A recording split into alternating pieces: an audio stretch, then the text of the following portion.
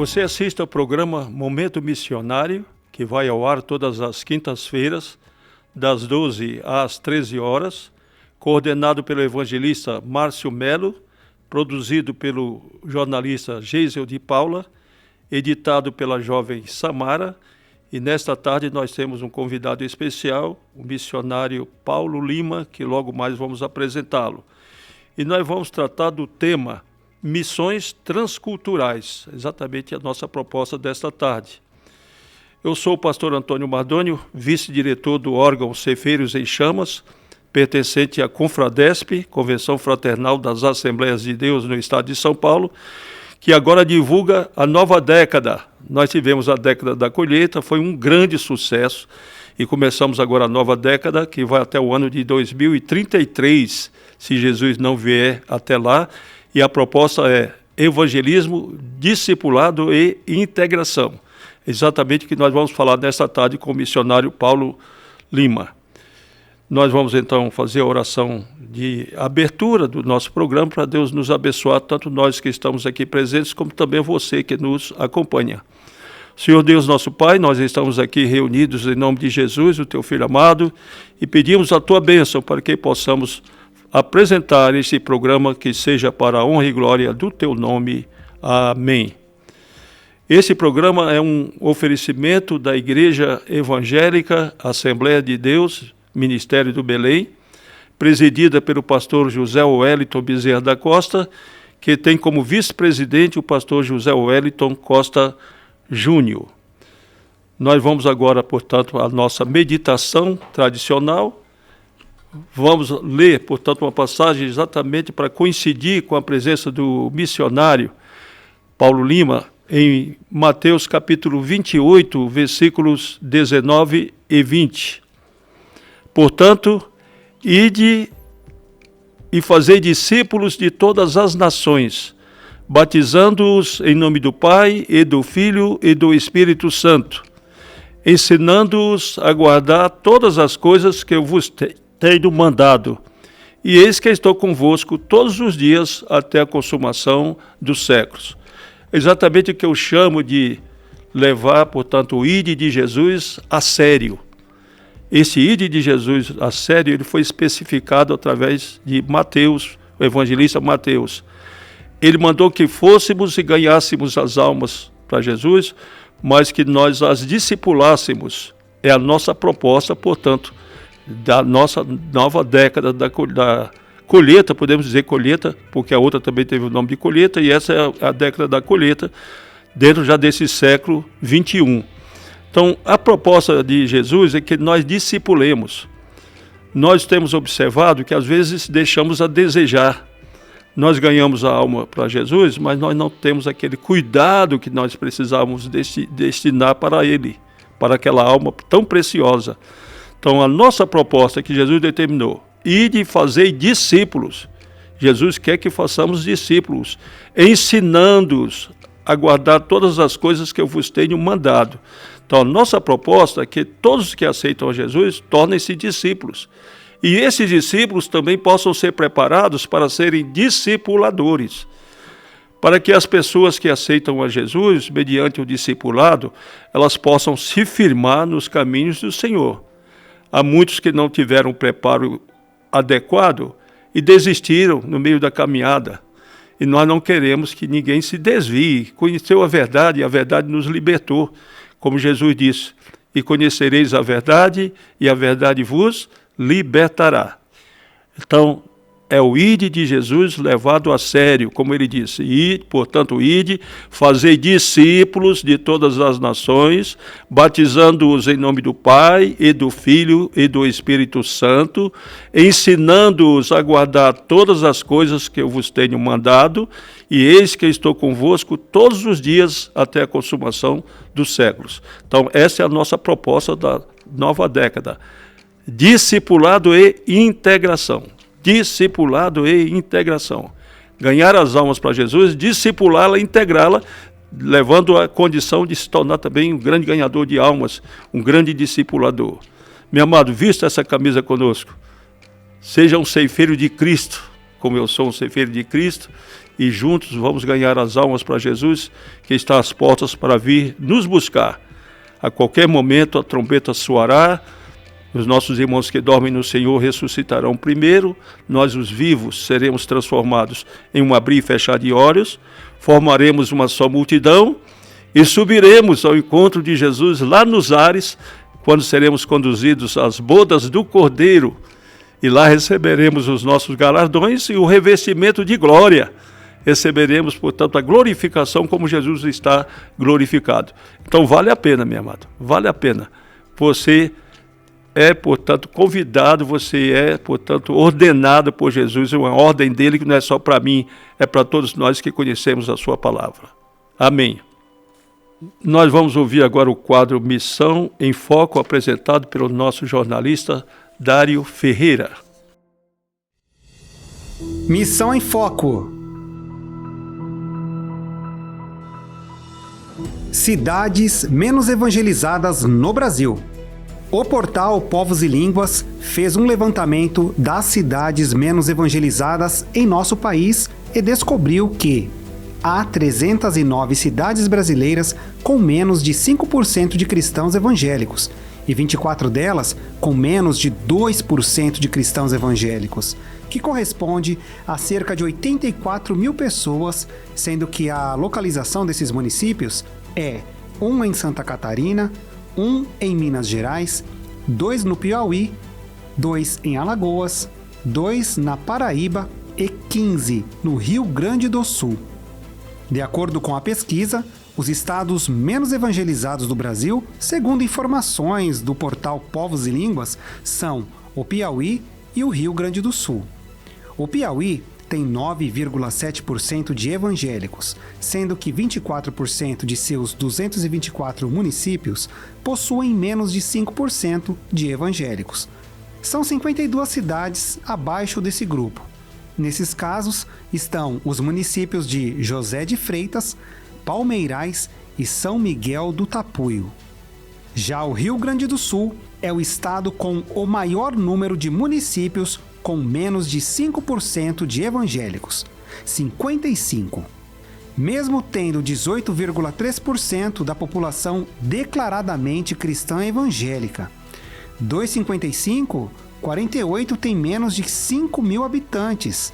Os municípios que seriam base aqui são os de Arvorezinha, Coronel Pilar e Fagundes Varela. Interceda por esta causa, que as igrejas se mobilizem para treinar e enviar missionários para as pequenas cidades. Ore para que igrejas sejam plantadas nesses municípios e que as pessoas possam receber de bom grado as boas novas do Evangelho. Dário Nascimento para a Rádio AD Belém FM. Agora nós temos o grande prazer de apresentar o nosso convidado especial, o missionário Paulo Lima.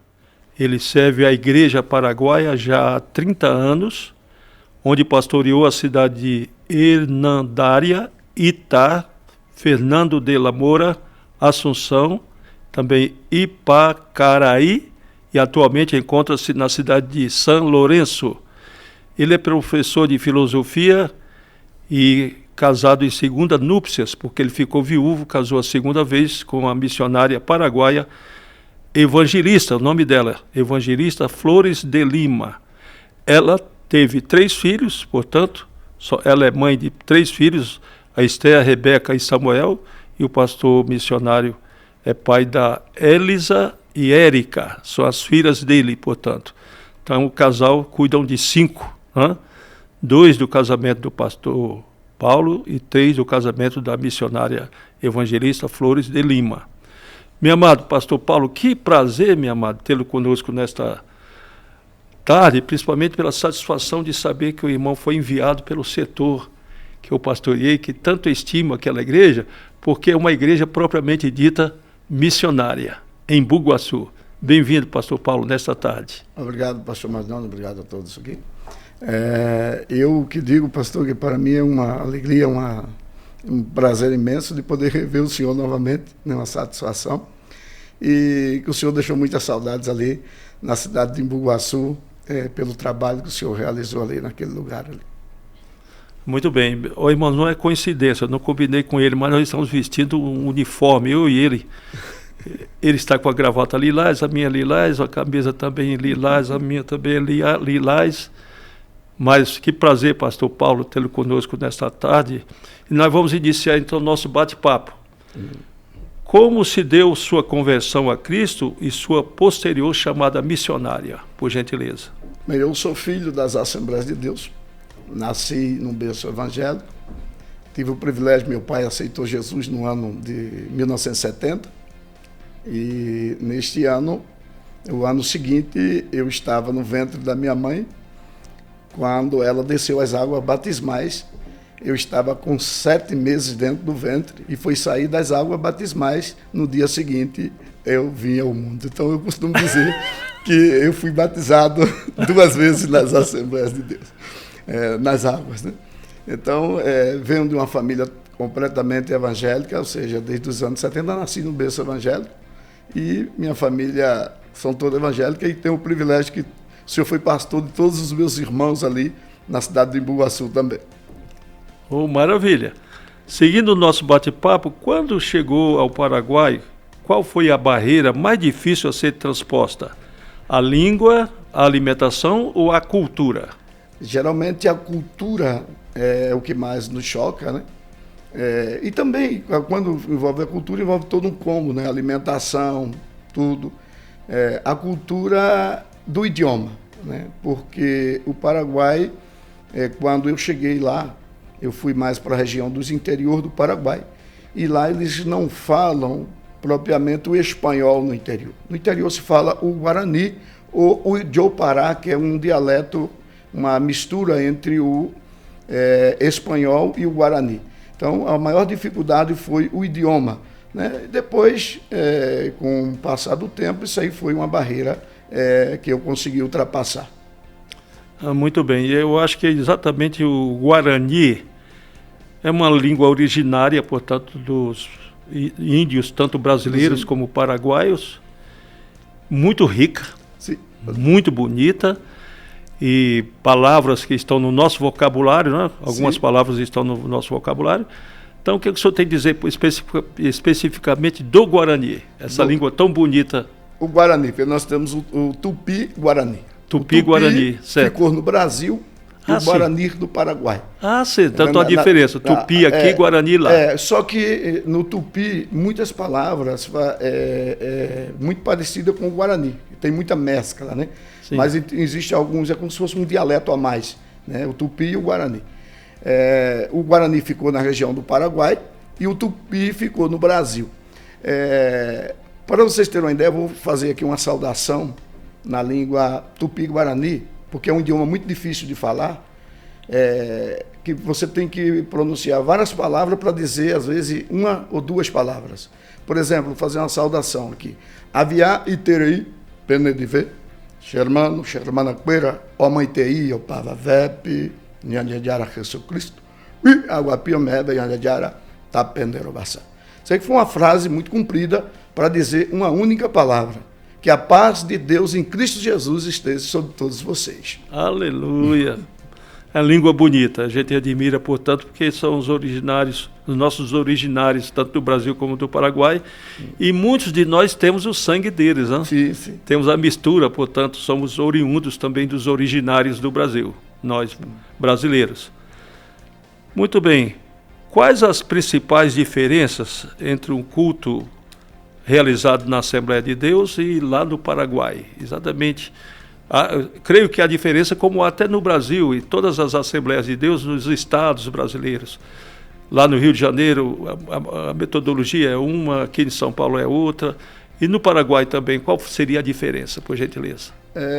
Como todo povo tem a sua idiosincrásia, né? Geralmente muda tudo, a formação, a forma de estar, até mesmo de servir a Deus. Na questão do culto, por exemplo, propriamente dito, no meio pentecostal, o paraguaio ele é mais voltado assim, como se fosse um batista, não tem aquela chama, não sei como dizer, aquela eloquência que tem as igrejas brasileiras. A igreja brasileira aqui, ela é uma coisa, creio que única no mundo. Não consegui até hoje, por onde passei, ver algo parecido. Então, os cultos lá é mais bem assim, é mais meditação da palavra, é mais aquele culto mais metódico, com aquela música mais tradicional. Principalmente, eu falo no meio das Assembleias de Deus de forma geral lá, né? Agora, existem outros segmentos que sim têm movimentos um pouco mais acelerados. Mas no tocante o culto em si, a ministração da palavra, é mais ensino mesmo da palavra, assim, mais assim, um ensinando e os outros sentados, calados, ouvindo. Que no Brasil é muito difícil, porque daqui a pouco um irmão dá um glória a Deus ali, outro dá um aleluia, e isso pega fogo, e aí fica até difícil, muitas das vezes, para o pregador conciliar essas duas situações. Se ele não tiver muito alicerçado no texto, bem preparado, ele se perde no meio do caminho e começa a dar glória, que eu vejo isso muito nos nossos púlpitos, nas nossas igrejas aqui no Brasil. Muito bem. Agora, percentualmente, o Paraguai é o país mais católico das Américas, com quase 90% da população que se declara católica, portanto. Lento é o crescimento, portanto, dos evangélicos, nessa proporção, portanto, que ainda há 90% de católicos lá no Paraguai. Como o senhor enxerga esse fenômeno após viver 30 anos lá naquela localidade? É um desafio, né? É um desafio muito grande. Para quem está de fora e para quem está dentro. Eu, quando cheguei no Paraguai, há 30 anos atrás, o índice de evangélico no país, a proporção era de 1,5% de evangélico. Quer dizer que em 30 anos houve um avanço, mas a passos lentos, né? Não a passos agigantados, como nós temos o crescimento das igrejas evangélicas aqui no Brasil. Eu digo que o desafio maior é o idioma, porque, por exemplo, a parte central do Paraguai, dentro dessa proporção de evangélicos, 70% está no departamento central.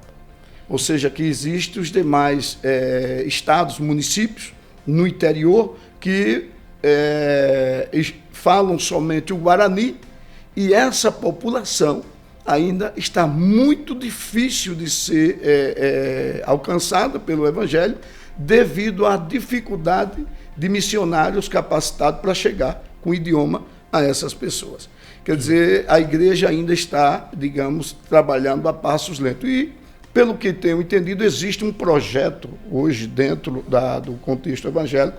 Lá eu estive participando lá da Associação de Pastores, um projeto justamente de forma de células para alcançar, ou seja, capacita-se um nativo no departamento central, para esse nativo voltar e ser o líder ali naquela região e formar células. Então, o trabalho que está sendo desenvolvido agora tem sido um trabalho que tem tido um crescimento nesses últimos dias, está conseguindo a obter um resultado maior devido a essa formação de célula, que não é o caso da nossa igreja brasileira. A nossa igreja brasileira trabalha num sistema totalmente diferente. Então, esse sistema de célula é o que está, digamos, chegando hoje para alcançar a classe indígena, que é a população de indígena no Paraguai é muito grande. Muito bem, então tem essa proposta de que existem 90% são católicos, mas quando eles se convertem, eles se tornam evangélicos praticantes ou são nominais apenas? O que é que acontece? Qual o fenômeno, portanto, essa mudança de vida, de transformação, de conversão lá no Paraguai? Quando eles aceitam a Cristo como Salvador, é impressionante, porque há uma entrega. A gente percebe uma devoção, até digo, mais apaixonada por Cristo do que nós aqui, os brasileiros. Né? Porque é como diz assim, a Bíblia diz que para a alma faminta todo amargo é doce. Então é como que o Evangelho chegou para eles, foi revelado o Evangelho, então eles agarram com aquele afã, com aquele desejo de servir, com aquele desejo de buscar. Eu vejo assim essa chama acesa, no sentido, e eles são bem focados, né? Aqueles que receberam a Cristo são bem focados em seguir nos ensinamentos da palavra de Deus. Na opinião do senhor, então, essa proposta de realizar um trabalho através de células, preparando aquelas pessoas que aceitam a Jesus, que conhecem a cultura, conhecem a língua e vão para estar no meio daquele grupo, portanto, para evangelizá-lo. O senhor acha que essa é a resposta, é a solução para o Paraguai, para que aumente esse número de evangélicos, que é tão reduzido em relação à população geral? Dentro do contexto da situação que estamos vivendo lá, creio que essa seria hoje a proposta mais aceita e mais coerente para chegarmos, devido à dificuldade de locomoção que essas pessoas têm para chegar a um tempo evangélico. Para chegar a um tempo. Porque, por exemplo, aqui há uma facilidade muito grande de você estar em qualquer cidade do interior, aqui, falando da Grande São Paulo, mesmo no interior da Grande São Paulo, você está em qualquer cidade, você quer atravessar para ir para um bairro, isso tem meio de transporte que te leva com facilidade a esse lugar. Lá não existe isso, não existe essa facilidade. Por isso que a maioria das pessoas não tem carro, tem bicicleta, tem moto, porque é o único meio que eles têm para se locomover, porque o transporte público lá na capital ainda você tem um acesso, mas no interior você não tem acesso quase a transporte público. Então há uma dificuldade dessas pessoas da classe menos favorecida chegar a um tempo evangélico. Então nós temos que nos mover para levar o evangelho a eles, de forma que aconteça isso que o senhor falou, fazer discípulo. Não ir lá pregar, fazer uma campanha evangelística, como é o caso que tem acontecido, muitos brasileiros já foram lá fazer campanhas evangelísticas e depois voltam e essas pessoas ficam a mercê do nada. Então, o que temos que fazer é um passo lento, mas continuado. Nesse sentido da célula, eu creio que é o método mais favorável hoje para que venhamos aumentar esse índice que para nós é uma dívida nossa da igreja brasileira aí com o nosso país da América Latina. Então, eu creio que esse seria o método mais correto hoje. E eu vejo até na sua resposta que é uma possibilidade maior para o trabalho de discipulado. Porque vai alguém preparado, vai como discipulador. Sim. Este alguém vai como discipulador. Então, a nossa proposta da nossa campanha, portanto, da nova década que nós estamos vivendo, é o discipulado, dar ênfase ao discipulado. Inclusive, tem um órgão que foi criado, uma comissão pertencente à CGADB, com todo o apoio do pastor Wellington Júnior, chamada CPED, Comissão de Planos e Estratégias de Evangelismo e Discipulado. Então, a tônica, portanto, da campanha dessa década é discipulado. Então, se prepara alguém, como o senhor falou, um discipulador, e manda para uma região, então, esse discipulador vai ganhar almas para Jesus com a proposta de discipular e discipular como Jesus quer. Sim. Como nós dissemos no início, o ide de Jesus levado a sério. Então, o senhor vê, portanto, essa perspectiva de que a proposta seja de discipular realmente as pessoas? Esse é o método que nós devemos usar para haver o crescimento da igreja. E outra coisa, outro fator muito importante, quando você leva para essas pessoas no interior e eles recebem o evangelho, aceitam o evangelho, tem uma pessoa ali capacitada para ensinar, automaticamente cresce entre os nativos o desejo de doar uma propriedade para a construção de uma igreja. Agora mesmo eu tenho na cidade de Ibicuí, uma senhora que eu fui lá umas 3 vezes, através de uma outra informação, evangelizar ela. Essa senhora aceitou Jesus. Ela doou lá uma propriedade para a igreja, tem um salãozinho, tem tudo, doou uma propriedade para a igreja, para nós fazermos culto lá. Agora, qual é o problema? Eu ainda não tenho um obreiro para mandar para lá. Eu não tenho uma pessoa capacitada que fale o Guarani. Porque não adianta eu pegar aqui um brasileiro, uma igreja, e dizer, eu tenho um missionário para enviar. Né? Como já apareceu. Eu disse assim, pastores, eu preciso que, ao invés de enviar um missionário, envie recursos para que eu possa capacitar um nativo aqui, que vai falar no idioma dessa pessoa. Vai ter um acesso maior para aceitar. Ou seja, que muitas das vezes nós queremos plantar a estaca, mas a estaca que nós temos que plantar não é a estaca do nosso país, é a estaca de Cristo, é o evangelho, é o discipulado, a salvação das almas. Então, hoje tenho esta cidade precisando de um obreiro. Eu tenho um rapaz lá que eu estou capacitando ele, tem um rapaz lá, agora eu preciso de recursos para levar ele lá. Está a 120 quilômetros de onde eu estou. Eu estou na cidade de São Lourenço, está em Bicuíta, a 120 quilômetros. Quer dizer, eu não posso, com o meu trabalho em formação, que eu quero fazer ali, uma espécie de uma base de capacitação para atender essa demanda. Eu não posso pegar a pessoa agora e enviar sem que ele esteja preparado e também que ele tenha... Eu não vou tirar uma família para jogar no meio do nada sem recursos, ou seja, que isso aí depende também de fatores econômicos, ou seja, é todo um projeto para que o país seja alcançado. O evangelho chega, mas para alguém manter esse discipulado tem um custo. Né? Tem um custo, estamos falando de um custo para manter esta pessoa lá, porque eu vou capacitar uma pessoa para mandar para esse local. Que daí ele vai formar outro, vai capacitar. A ideia é ele capacitar outra pessoa para formar outro grupo. Né? Dali ele capacita uma pessoa, pode continuar com aquele grupo, ele vai para outro grupo, capacita 2, 3 ali, para que se forme ali uma corrente de extensão, para que venha o trabalho crescer, ou seja, em quantidade de almas. Um erro grande que cometemos muitas das vezes é focar. Quando o missionário vai para o campo, a primeira coisa para o missionário ser reconhecido como missionário, nós temos sofrido, eu tenho sofrido isso esses 30 anos na pele, é construir um templo. Né? É construir um templo.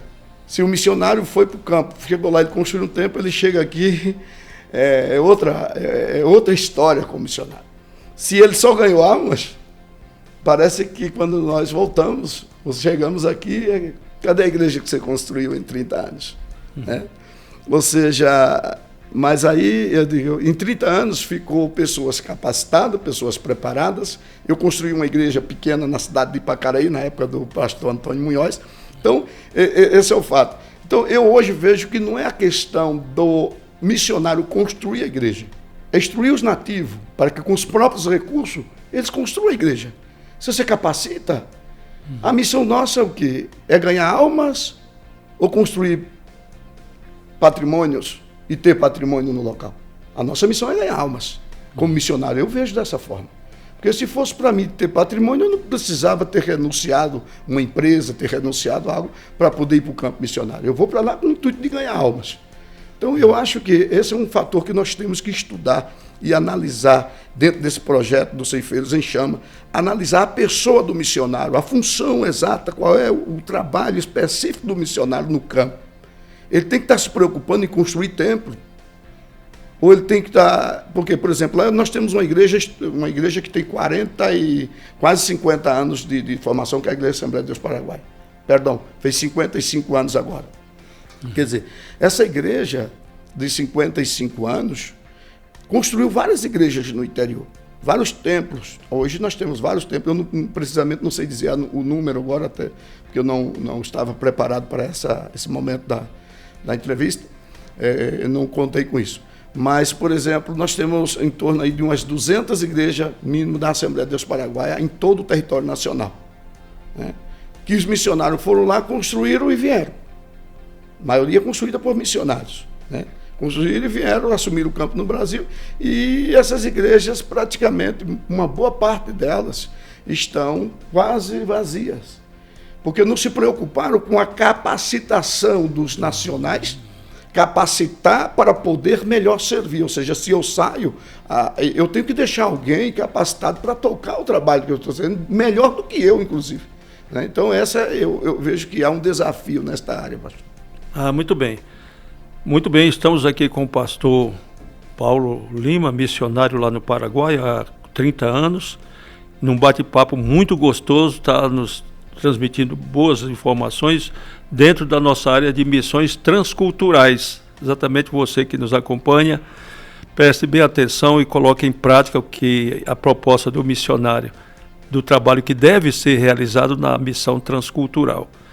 Outra característica apresentada nos dados religiosos lá do Paraguai é de que seis em cada 10 paraguaios, melhor dizendo, evangélicos, a uma boa posição econômica. Quer dizer, eles têm essa boa posição econômica. Esse fator é uma realidade de igrejas por onde o senhor tem trabalhado ou não? É mais para a elite mesmo, para as igrejas elitizadas? O que é que o senhor diz? Na verdade, o senhor fez uma colocação aí muito importante e até me ajudou nesse sentido. Porque existe a igreja elitizada, a igreja, como eu disse, da capital. Uhum. Porque nesse número de evangélicos que nós temos no país, 70% está no departamento central.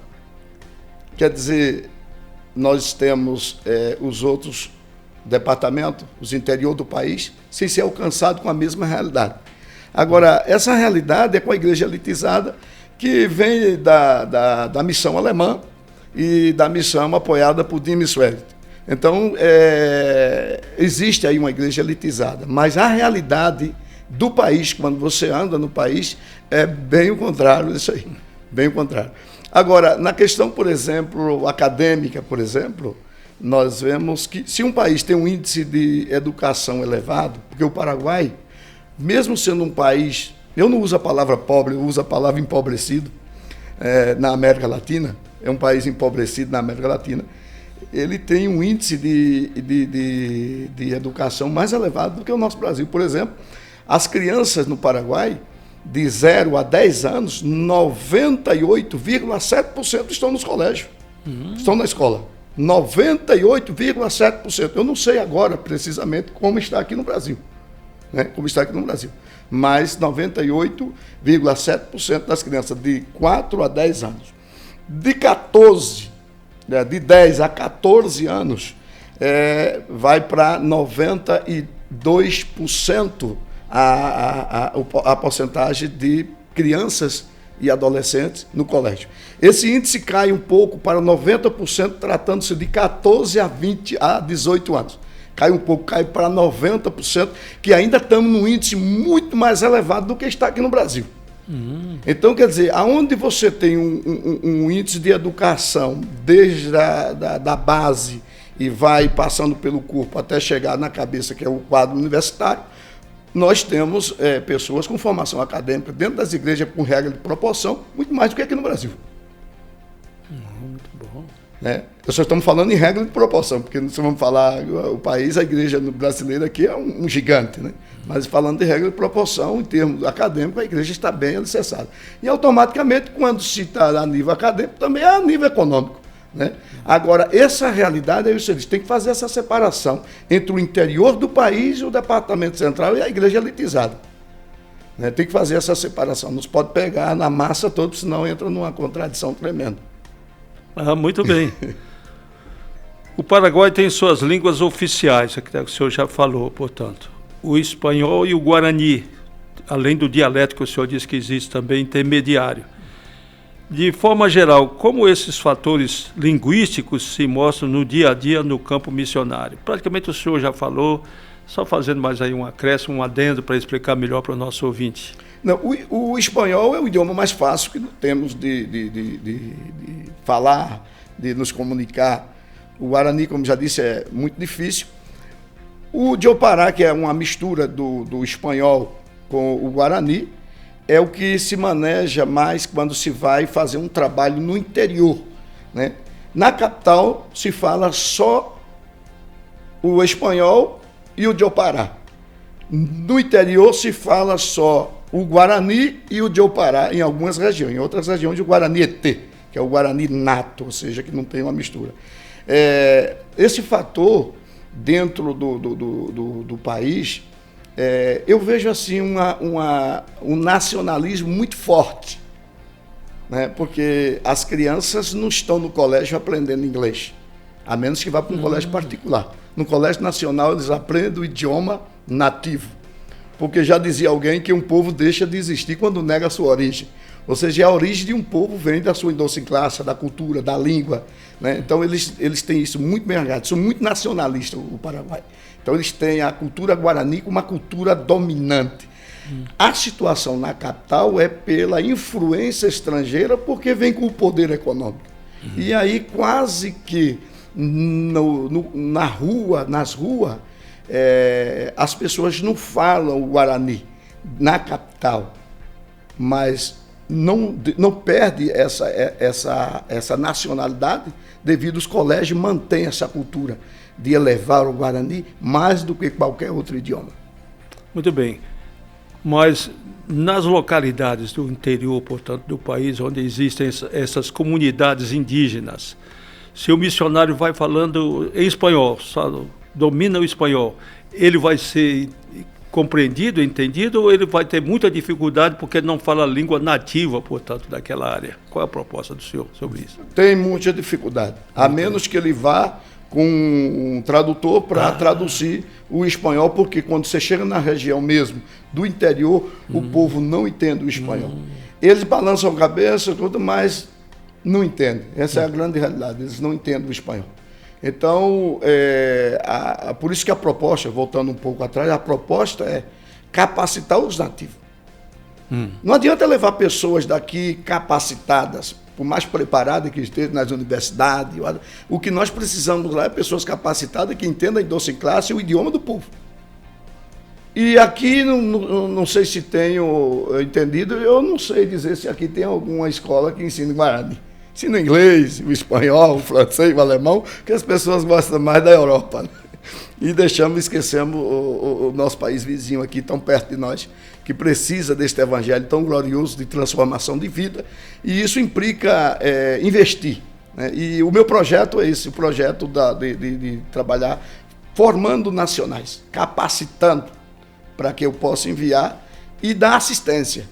Na assistência, por exemplo, esse jovem que eu estou preparando ele lá, que queria mandar para Ipacaraí, né? Eu preciso de apoio econômico para mandar ele para lá. Não tendo apoio econômico, eu não tenho como enviar uma família para lá. A esposa dele é formada em advogada, a esposa dele, porém não exerce a função, né? Não exerce a função, porque existe outro fator também no Paraguai. Existem muitos advogados, muitos acadêmicos, muitas pessoas capacitadas, preparadas, mas não têm campo de trabalho. É muito comum você ver um advogado trabalhando em qualquer outra função porque não tem espaço para ele no coisa. Por exemplo, na igreja lá eu tenho 2 irmãs que é advogada. Nenhuma delas trabalha na função. Não encontra espaço. Aí diz assim, se formaram e ficaram ali. Ele trabalha de professora no colégio, outra faz isso, faz aquilo, mas não exerce a função por dificuldade financeira. Nossa. E até falando a respeito dessa questão da língua nativa, dizer, o missionário tem que ter aquela preocupação de aprender aquela língua nativa para poder ser bem recebido, portanto, para se integrar. Nós mandamos, quando eu pastoreei São Bernardo do Campo, o missionário, pastor Antônio Pedro Bispo, acho que conhece o pastor Bispo, ele foi, não falava nem o espanhol, mas ele se esforçou a aprender o espanhol. Porém, a dificuldade dele foi de evangelizar os índios. E lá a língua nativa da região onde ele estava era o quechua. Ele teve que aprender o quechua, agora está lá em Oruro, na região que só fala o quechua. Então ele está sendo útil lá exatamente essa proposta, de conseguir ser recebido pela comunidade, porque pelo menos fala a língua deles, porque senão causa um distanciamento. Olha, ele vem falando aqui em espanhol, que ninguém entende, ele tem que falar a nossa língua e falar bem. E quanto melhor falar a língua, mais aceitação ele vai ter, então. E porque esse nacionalismo, essa é uma das grandes dificuldades, porque esse nacionalismo, os indígenas são fortalecidos. Né? Os indígenas são fortalecidos com o nacionalismo do idioma. Então eles dizem assim, vai querer tirar a nossa cultura? Vem aqui com uma cultura diferente para querer tirar nossa cultura guarani. Não, nosso idioma nós vamos manter. Se você quiser estar no nosso meio, você tem que aprender. Foi o caso, quando eu cheguei lá, a primeira proposta, eu tinha uma vontade de aprender inglês, como eu vi que lá tem uma facilidade tremenda, eu fui estudar inglês.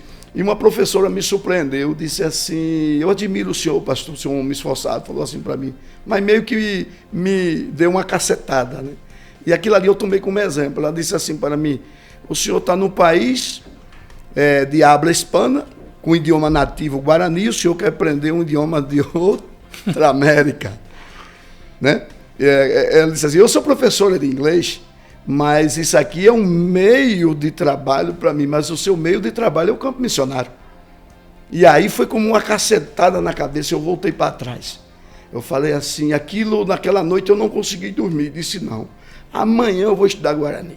Porque o espanhol eu já dominava, e amanhã eu vou estudar Guarani. E foi aí onde eu entrei na escola para aprender Guarani, procurei uma professora particular, ela começou a me ensinar o Guarani. E hoje, assim, nunca que você vai falar um idioma 100%, né? Mas dá para mim me comunicar entre eles tranquilamente. Não o Guarani assim, ET, como dizer, Guarani, mas a mescla, que seria o de Opará, que tem uma misturazinha com uma palavra em espanhol, porque tem muitas palavras no Guarani que é muito difícil de pronunciar. Muito difícil. Por mais que você tente, não dá as cordas vocais não consegue pronunciar. É muito difícil. Mas aí a gente encaixa um pouquinho do espanhol e dá para ir levando, né? Mas aí esse foi um dos maiores desafios para mim, foi o idioma. Mas essa cacetada na minha cabeça, você viu. Hoje eu estou, digamos, com 53 anos de idade, né? Já bem, digamos assim, alicerçado no que é o trabalho missionário. Que se eu tivesse a experiência que tenho hoje, quando me enviaram, eu não teria ido. Ou seja, porque a gente pensa assim, primeiro eu tenho que se capacitar, mas como não havia, eu me fui capacitado no campo, né? A minha capacitação foi no campo de trabalho e necessidade de alcançar as pessoas, né? Mas para a glória de Deus, não somente no interior, como houve um tempo que eu fiz culto também na Suprema Corte. Todo dia, 6 horas da manhã, eu fazia um culto lá com os funcionários da Suprema Corte ali no Paraguai, com o ministro Claudio Lescano, que foi ministro lá na época. Trabalhei ali. Então, assim, estou no interior, estou no centro, estou em toda parte. É onde Deus abre as portas. Esse é o trabalho do missionário. O trabalho do missionário não precisamente é construir igreja. Se Deus dá a oportunidade, vamos construir, companheiro, mas essa não é a nossa missão. Muito bem. A pergunta que eu vou fazer, o senhor já respondeu, mas podia fazer mais um acréscimo. Como funciona o evangelismo e o discipulado nas igrejas paraguaias? O senhor já deu essa resposta. É semelhante ao nosso, porque nós estamos nos conscientizando. É uma conscientização nacional através dessa nova década. Temos que discipular e integrar.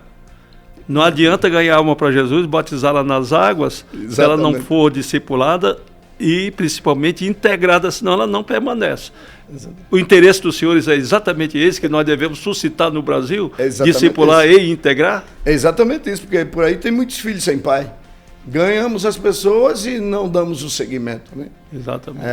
A Bíblia diz o seguinte, inclusive estava vendo aqui, em João 15:16, diz o seguinte: não foste vós que escolhestes a mim, mas eu vos escolhi a vós, para que vardes e deis fruto, e o vosso fruto permaneça.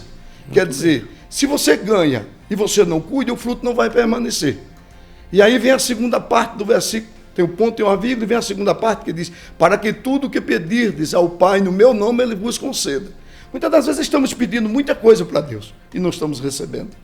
Não será que nós estamos falhando com a nossa parte de fazer discípulo, de buscar, porque Ele nos chamou, Ele disse: eu vos escolhi para que vardes e deis fruto.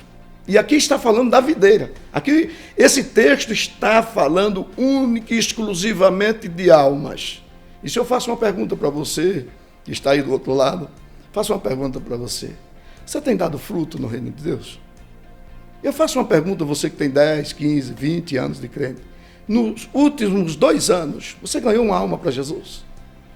Porque se você não ganhou uma alma para Jesus, chegue hoje na sua casa e leia esse texto de João 15, do versículo de número 1, pode ir até o último versículo desse capítulo, que você vai voltar aí a entender de que Ele não chamou você para estar parado. Ele chamou você com um propósito, para dar fruto. E esse é o trabalho da igreja: evangelizar, ganhar, ensinar e o fruto permanecer. Aí você tem a liberdade de pedir para Deus o teu pedido pessoal, aquilo que você que está necessitando pessoalmente, aquilo que você está anelante, já seja na área familiar, já seja na tua área econômica, na tua empresa, nos seus negócios, já seja um problema na família, já seja de convenção de almas na família. Muitas das vezes tudo isso são os fatores que demanda o que Cristo está pedindo para mim e para você. Eu vos escolhi para que vardes e deixe fruto, e o vosso fruto permaneça. Se você olhar na igreja onde você congrega e há uma pessoa que você ganhou para Jesus, glória a Deus, seu fruto está permanecendo. Mas se não tem, analise um pouco que você precisa ser um missionário na sua casa, já que o Senhor não te chamou para atravessar as fronteiras. Seja um missionário dentro de casa, na tua igreja, ajuda o seu pastor, ajuda a congregação onde você trabalha, levando uma alma. Se a igreja está vazia, não culpa o pastor, não culpa a liderança da igreja, faça a sua parte, traga uma alma. Se você trouxer uma e você contagiar outra pessoa para aceitar esta palavra e fazer a sequência, você vai ver que no final desse ano a congregação aí onde você está vai estar lotada, porque se tem 50 vai para 100. Deus vai... Aleluia, meu amado, que recado precioso para você, que vale também para mim, para todos nós, essa experiência do pastor Paulo. Quais são os seus projetos a serem alcançados no futuro, neste ano de 2025? Em 2025, eu agora, como disse, eu estou começando uma igreja, né? Numa área, numa região do Departamento Central, onde é num bairro de classe média alta. Aí você diz, mas pastor, com tanta necessidade no interior, você faz para a capital onde já tem um número? Eu disse, eu fui com um projeto que eu preciso capacitar para poder enviar para o interior, ou seja, que Deus me deu essa visão. Então, é muito fácil de você ter uma igreja lotada na parte periférica do Paraguai. O gancho maior, a maioria dos missionários que tem tido êxito, tem colocado um comedor. Uhum. Coloca um comedor, que seria, eu não sei como dizer aqui em português, como um local para servir alimentação para as crianças necessitadas. Assim. Uma vez por dia, uma refeição. Na classe periférica, todos os pastores que eu conheço que fizeram isso, a igreja já está lotada. 90% são crianças dentro da igreja. Agora, isso vai crescendo, essas crianças. Hoje tem pastores lá que tem a igreja lotada já com gente adulta, mas que chegaram na igreja como criança. Que também é uma forma de evangelismo muito aceita. Na região onde eu estou, eu não posso fazer isso. Porque se você chegar a botar um comedor numa região de classe média alta, vai ser muito difícil de você conseguir os seus objetivos. Então, Deus me deu uma estratégia de colocar uma escola de música. Colocar uma escola de música. E nessa escola de música que eu estou ainda em começo, estou inclusive arrecadando instrumentos para fazer essa escola de música lá. Através dessa escola de música está vindo os jovens, os adolescentes, vizinhos ali, e através dessa estratégia já está chegando os pais dessas crianças que vêm buscar dirige uma palavra, né? Eles começam a ver a sinceridade do trabalho, o filho está aprendendo, chega em casa, começa, e essa é a estratégia que eu estou usando, esta escola de música. E está funcionando, né? Com muita escassez ainda, porque eu estou começando o trabalho, comecei em novembro passado, mas já estou com um grupo de 25 pessoas. Cheguei eu com a minha esposa e as crianças, e hoje, graças a Deus, já estamos ali com um número de 25 pessoas. O pastor, inclusive o pastor Sérgio Perto, esteve na minha casa agora, recentemente, né? Viu lá e ficou maravilhado, trouxe algumas fotos, mostrou aqui para o pastor Américo. E é isso, estamos aí trabalhando para a glória de Deus. Maravilha. Pastor Paulo, fazendo a última pergunta, deixa uma mensagem, o senhor já deixou essa mensagem, portanto, mas se quiser acrescentar, para aqueles que têm o desejo de realizar a obra missionária e não sabe por onde começar. Você que tem esse desejo missionário e, como o pastor Mardoni falou, não sabe por onde começar, comece pela chama que está dentro de você, né? E eu digo que a missão começa dentro de casa, na igreja onde você congrega. Eu posso citar aqui um exemplo. Quando eu cheguei na cidade de Imbuguaçu, onde o senhor foi pastor lá, deixou muita saudade. Eu cheguei do Nordeste, ali na cidade de Imbuguaçu, não conhecia ninguém. Quando eu cheguei, eu fiquei assustado, porque eu já tinha essa chama missionária dentro de mim. Eu nasci no berço evangélico, e eu tinha essa chama dentro de mim. Quando eu cheguei na cidade, eu achei impressionante. Eu olhei o púlpito, vi um monte de gente sentado ali, né? E eu falei assim, meu Deus, isso aqui não vai ter um espaço para mim, né? Eu era muito jovem, aí eu tinha naquela época 18 anos, 17 a 18 anos, aí eu disse, não, eu vou cavar uma oportunidade aqui, porque eu tenho um desejo de pregar. E aqui não vai dar oportunidade. Eu nem roupa não tinha para vestir. Vim do Nordeste, de uma situação, somos de uma família de 18 irmãos. Meu pai levava nós para a igreja, tinha um banco assim na igreja, ele colocava nós no banco e sentava. Pastor Paulo, por curiosidade, qual é o estado do Nordeste? Pernambuco. Meu vizinho. Pernambuco. Sou cearense. Olha que bem. Então meu pai levava nós para a igreja e colocava num banco assim, comprido assim, ele sentava na ponta do banco e nós tínhamos que estar ali ouvindo a palavra, ele nos beliscava ali. Quando se nós tentássemos se mover, ele beliscava para nós ficar. Eu sempre digo, quando eu estou pregando, eu digo santos beliscões, porque se viu, meus irmãos hoje são tudo crente, obreiro da casa do Senhor. Então essa chama vinha dentro de mim desde muito jovem. Quando eu cheguei no Ibuguaçu, eu olhei aquilo ali, aí eu falei, não, eu vou falar com o pastor, se ele me permite eu fazer um culto na praça, porque eu passei e vi muita gente na praça de tarde, ali naquela praça central ali. Aí eu olhei e disse, eu vou pedir ao pastor fazer um culto nessa praça. Aí eu fui, pastor, eu estou chegando agora, o senhor não me conhece, meio com medo, né? Assim, a gente tem aquele temor do pastor, de falar com o pastor, de vez do Nordeste tem aquele temor. Aí eu cheguei para o pastor e falei, ele falou, não, meu filho, tem o meu aval, pode fazer o culto. Aí tinha um outro jovem, muito animado, eram 2 jovens lá, o Wilmo e o pastor, hoje é pastor, Marcos, os 2 são pastores também hoje. Inclusive um é membro do Conselho de Ética e Disciplina da Convenção Geral, o pastor Marcos José, hoje. E ali nós começamos aquele culto na praça. Quantas almas aceitaram Jesus ali? Quantas almas aceitaram Jesus? Tanto que o pastor Valmir, na época, nós fazíamos o culto antes do culto e depois do culto ele terminava o culto meia hora mais cedo para fazer o culto na praça e deu continuidade nesse trabalho muito tempo e ali foi uma fonte de almas para o reino de Deus. Então o que eu quero dizer para você, deixar essa mensagem final, você que tem um desejo missionário, comece na sua casa, comece onde você está, põe esse desejo em prática, porque não existe uma diferença de ganhar uma alma aqui no Brasil e uma alma lá fora. A única diferença e a dificuldade é o idioma, mas ganhar alma é falar de Jesus Cristo, do amor dele para as pessoas, falar da salvação. Então, essa é a mensagem que eu deixo para você. Comece na sua casa. E quando chegar o momento, Deus vai abrir a porta para você atravessar fronteiras e fronteiras, no lugar onde Deus quer te levar. Então, comece na sua casa. Essa é a mensagem que eu deixo para você nesta tarde. Muito bem, nós vamos ouvir agora participar do quadro Jornada de Fé, apresentado pelo pastor Edson José dos Santos.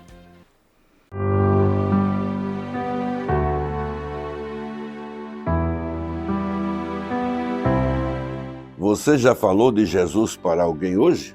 Portanto, se você é um cristão, você não pode dormir sem falar de Jesus pelo menos para uma pessoa por dia. Hoje eu quero falar sobre o discípulo e a missão de discipular. Para tanto, eu quero ler um texto aqui em São Mateus, capítulo 28, 19 e 20. Jesus disse, portanto, ide e fazei discípulos de todas as nações, batizando-os em nome do Pai e do Filho e do Espírito Santo, ensinando-os a guardar todas as coisas que eu vos tenho mandado, e eis que estou convosco todos os dias, até a consumação dos séculos. Amém. Meu amado irmão e amada irmã, nós somos discípulos de Jesus e, portanto, nós temos que produzir discípulos. O que é fazer discípulos? É fazer alguém exatamente igual a você. Fazer discípulo é fazer cópia. Então, produzindo resultados para o reino de Deus. Veja bem, Jesus deixou bem claro, não foste vós que escolheste a mim, mas eu vos escolhi a vós e vos nomeei para que vades e deis fruto, e o vosso fruto permaneça, a fim de que tudo quanto pedides ao Pai em meu nome, o Pai vos conceda. Então, você foi escolhido no ventre da sua mãe. Deus já te contemplava e te trouxe para a sua maravilhosa luz, somente com uma razão principal, entre outras coisas, mas a principal é produzir frutos para o reino de Deus. O apóstolo Pedro, na sua primeira epístola, no capítulo 2, verso 9, ele diz: mas vós sois a geração eleita, sacerdócio real, nação santa, povo adquirido, para que anuncieis as grandezas daquele que vos chamou das trevas para a sua maravilhosa luz. Então, meu amado irmão, minha amada irmã, a sua grande missão aqui na Terra é produzir resultados para o reino de Deus. É claro que a sua vida, ou seja, pacata, a sua vida calma, pacífica, o seu comportamento entre os vizinhos, aonde você trabalha, está anunciando o reino de Deus, sem dúvida nenhuma. Mas você deve também usar aquela voz linda, que é a voz mais bonita que existe na terra, é a sua voz e não a minha. Então você deve usar esta voz para anunciar o reino de Deus todos os dias. Não custa nada você falar para alguém que está sentado do seu lado no ônibus e dizer assim: bom dia, desculpa incomodar, mas é só para te dizer, Jesus te ama. Aí você pode, como eu, às vezes eu faço, você é uma ovelhinha preciosa de Jesus. Tudo que é seu está nas mãos de Deus. E o que é seu, Deus não dá para ninguém. Então aí você, quando você faz assim, aí o Espírito de Deus vem sobre você e lhe dá unção e graça para você continuar falando. Eu teria aqui N testemunhas para falar de pessoas chorando na minha frente. E aqui tem um pastor que está aqui comigo, ele me acompanha sempre nas padarias da vida por aí. E ele já viu assim, cenas maravilhosas de pessoas chorando na nossa frente, somente por causa do nome glorioso e maravilhoso de Jesus. Jesus, este nome tem poder. Então, meu filho, minha filha, não vá dormir sem falar de Jesus, pelo menos para uma pessoa por dia. Aliás, deixa eu acrescentar aqui, é um pouquinho forte. Se é que você é um discípulo de Jesus, se é que você é uma discípula de Jesus, olha, não consegue ficar sem falar de Jesus, pelo menos para uma pessoa por dia. Meu nome é Edson José dos Santos e você está no quadro Jornada da Fé.